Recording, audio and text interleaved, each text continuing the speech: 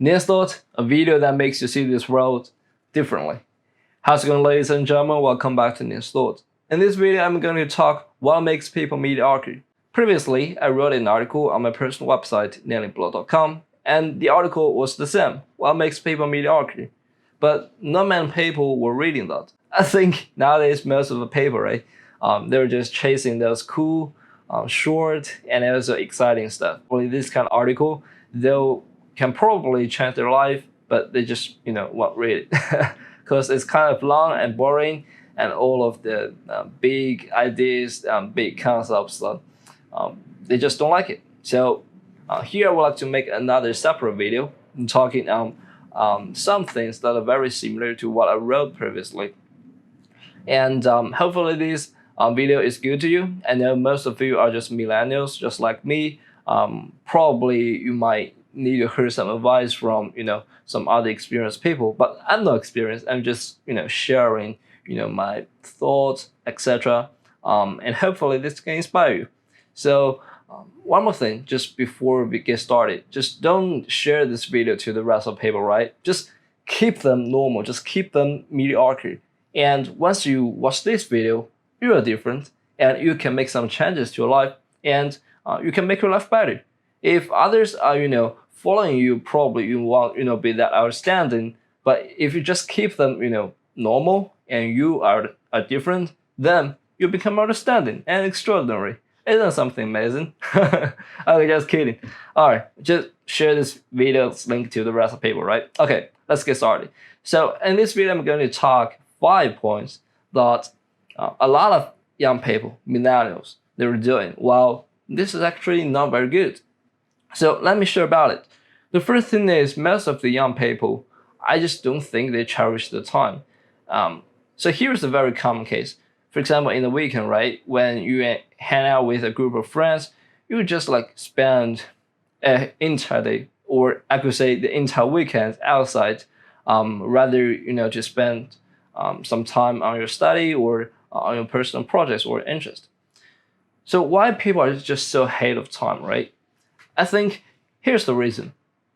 Nowadays, everything is just so fast. The internet, people can share their ideas really fast, and also the technology nowadays is evolving just so fast.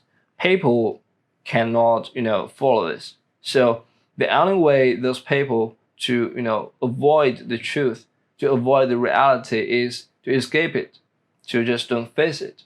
And the only way for them to do is to stay in another virtual world and to just pass the time quickly. So they just don't like it. They just want to escape it. I think if you can cherish your time, right, you can definitely make a huge significance. So here's an example for me. In Singapore, and not just in Singapore, but also in other countries and cities, I believe most of the people, they would prefer to use the public transport to go outside. For example, the bus, subway. In Singapore, it is called MRT. I think that is totally fine, right? For example, as a student, probably you may not have so much money. To save money, you have to do this. There's no choice. But for me, most of the time, I'm just taking the taxi. I would rather spending 20, probably 20 more bucks on the taxi to save me 1+ hour. So that is my trade-off. For example, when you take the MRT, right? If you're lucky, you can get a seat. While if you're not lucky, you have to stand there all the time. I believe that can really consume your power, the energy, very much. For me, if I take taxi, I not only save that 1 or 2 hours, I can also save a lot of energy. And I think that is really important for me, since for every day I do have something I would like to achieve. Since this is my long-term goal, every day you have to do something, even though every step is very little, right? But if you accumulate all of them together, that is a huge step. And therefore, I would like just to, use money to buy time instead of use my time to make money. That's the first point. All right, second point. A lot of people, they're just, afraid of trying. Here's the case I would like to talk. I'm currently working at Binance, right? I have a lot of friends that really admire this company, really admire the jobs here. They tell me, all right, I really like this company, and I believe they got huge potential. I so wish I could work there. But the only thing here is they never try to join this company. And sometimes I think, some potential, my friends, they work really hard. And I think they just, deserve a better life, to deserve a better platform, just like Biden's. This is a fantastic platform. But when I invited them to join our company, they were always say, I think it's just so hard to join. And that's fine. I won't try it. So what can I say? I can't force them to do so, right? Because this is their choice. But if I were them, I would definitely have a try. It's free. There's no cost. If I fail, that's fine. And therefore, when sometimes you're complaining your life, it is not good. And you just have so many things you want to do, but you just can't achieve it. Don't complain. Since sometimes you just refuse to make the first change. The third point I would like to mention here is people are just lack of execution. I think this is very common in not only young people, but also in most of the people in this world. So for example, when they got something idea, or for example, they got a homework or project they want to do, they keep that in mind. But when they do it, probably it's like a few days later. Probably this point is a little bit relevant to the first point. That is, people just don't cherish their time. Since people just don't cherish their time, right? They will spend their time into other stuff, and therefore they just don't have, that kind of priority to do things that are more urgent. And here is an example I would like to mention. When I was I believe it's in first year, right? At that time, a professor mentioned that as long as you get idea, right, you can just come and join here. I will give you a budget and just do it. I think this is kind of a great opportunity, right? It's like you can get a free money. You can get a free budget to do something you love, to do something you're passionate. After we received these emails, actually, I believe there were a lot of, candidates they really wish to join this camp. So I think this camp is divided into different branches, and I'm one of them. So for each camp, it's around like 20 to 30 students. So when we go there, right, I thought, okay, I got some really competitors, since all of them are actually the same as me. They would like to ask him for a budget, right? However, the budget is limited. While if you really want to get a budget, you have to persuade the professor in order to get it, right? Okay, that's fine. So immediately after we finish our camp, after knowing some details, right, like the procedures to apply for this budget, when I got back to my dorm, I immediately proposing this stuff and to send the proposal to the professor immediately. And very fast, I'm the first person, and I got 5,000 Singapore dollars budget to do the things I really like. So yeah, if you're more interested, it's called Simple Missing Flat Machine Competition. Okay, so this is another point.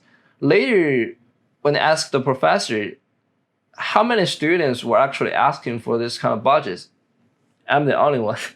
There's no doubt that I would be the person to get money, because all the rest of people, they just don't. In the meeting, every student got it.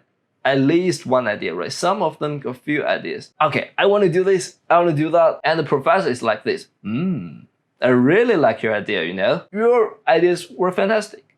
And after this meeting, drop me an email with your proposal immediately, and I will give you the money to do your stuff. Why they just don't do this? It's called the execution power. And if you look to those really famous entrepreneurs, Elon Musk, Jack Ma, they do things very effectively because they really have this kind of execution power, right? At school, probably if you're earlier, you can earn a budget. But if you are the owner for a company, if you're faster, probably your employees, few thousand employees, they could get survived after, for example, you raise some money. But probably you would ask like, who cares? I'm not a CEO, it's none of my business. But it does matter to your life. If you have a very low execution ability, actually your life was just like a mess. Probably you won't feel, this kind of feeling because you have to get used to your current lifestyle. But trust me, if you would like to make some changes, right, to give a very high execution power to yourself, you can definitely see a very significant change in your life. The fourth point is a lot of people actually lack of self-solving ability. Here's the case. In my previous video, I mentioned, okay, I can refer you, right? You can just search me on LinkedIn, that's fine, and I can refer you. But the thing is, a lot of students, when they reach to me, they are asking, may I know, is there any job that is suitable to me? May I know what's this job I'm doing? Oh man, I mean, you can definitely search these things by yourself, right? You don't have to ask me. And I also find other kind of situation, right? For example, the students, they were always asking what I should do this, what I should do that. For example, a lot of students ask me a question. I'm not a CS background, right? Me neither. I'm from Triple E, by the way. I'm not from a CS background. How can I learn programming? Man, just type every word you said in Google and can definitely find the answer. You don't have to ask me. I think this is a very common stuff. To be honest, when I was in senior high school, when I got a question, I would just ask my teacher directly without going through my mind. Then one day, one of my physics teachers told me that, Nian, you know what? I'm always welcome that others can ask me questions, but sometimes you have to go through yourself. If everybody is just like you, they're asking questions without thinking, I would be that, definitely. Since in China, at our school, there were like around 60 students in a class. And imagine if a teacher has 2 or 3 classes, right? He would be like have over 100 plus students. If every day students were just like me asking this question without thinking, that would be a huge, huge problem. Therefore, I think if you're not afraid of asking, that is a good sign. But you have to go through your brain by thinking independently before reaching out to others' help, right? All right, the 5th point I would like to mention here is people are afraid to ask. So these are actually 2 extremes, right? The previous point I mentioned is people are lack of self-solving ability and always asking without thinking. So this is one extreme. For the another extreme, that is people are just afraid to ask. The only consequences for this is you just can't get familiar with the procedures, right?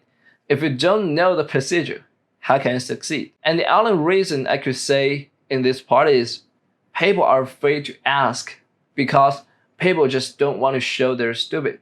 This is the only reason I can think of. But what's the cost for being stupid? As long as you ask all the questions and you figure them out, you know them, and you won't be pretending to be a stupid person in the future anymore. Since whenever you encounter the same problem or others ask you the similar questions, you can answer them. But if you don't figure this stuff out right now, you're always stupid in the future. I believe when I was very little, all the way to what I'm here right now, I'm always asking questions. Even though, yeah, sometimes I do ask some stupid questions, but I can do or learn a lot of things from it. And the more questions I ask, the more knowledge I have. And gradually, probably, I just won't ask too many questions anymore. But also, remember, just the previous point, you have to always go through your mind to think independently before you ask a question, right? All right, the last point I want to mention here is low stamina. Stamina or perseverance is a really important thing. So here's what Jack Ma said previously. For most of the young people in this world, before they go to sleep, they have some good ideas. But the very next day when they get up, they just forget it. Here I'd like to give an example about those famous entrepreneurs. Like Jack Ma, right, the founder for Alibaba. Actually, many years ago, the idea for Alibaba is not that a great idea. If you see nowadays, a lot of those ideas were quite lousy. But the only reason why they succeeded is because they just keep doing this. They just don't give up. That's it. Another very famous entrepreneur I would like to mention here is Wang Jianling. He's a very famous entrepreneur in real estate. In one of the interviews, he previously mentioned that during his first experience, at that time was in Shanghai. In the old times of China, right? The houses, the real estate were quite. I don't know how to use the word to describe it, but it's just not good. So what he did is he just makes some alarm windows, and also to have the private bathroom or toilets. Since in the old times, all the toilets were shared publicly, and therefore they just did this kind of very easy stuff. But you cannot say it's easy, right? Back to 20 years ago, these actually are quite crazy ideas because nobody was doing that. And later it turned out that their so-called innovation was a huge success because a lot of rich people at that time were actually trying to buy this kind of houses. If you think nowadays, it's not called innovation because every home have this kind of aluminum windows and private toilet. But back to 20 years ago, it's a different total story. And therefore, even though you may not have that a good idea, but if you have a good stamina, for example, you have the stamina to follow the previous 5 steps I mentioned, I can guarantee you, you'll be a different person. So why don't you just start a change today? Why you like to live in a normal life?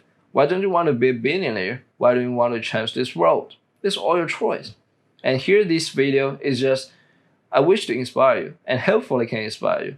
But whether you follow my advice and you change your life or not, that is your own choice. The last word I would like to send you is, if you like to do something, nobody can stop you. If you don't want to do something, no one can help you. I wish you can learn something from this video. All the best and good luck. Tell me if you like it, stop if you enjoyed it, and see you next time.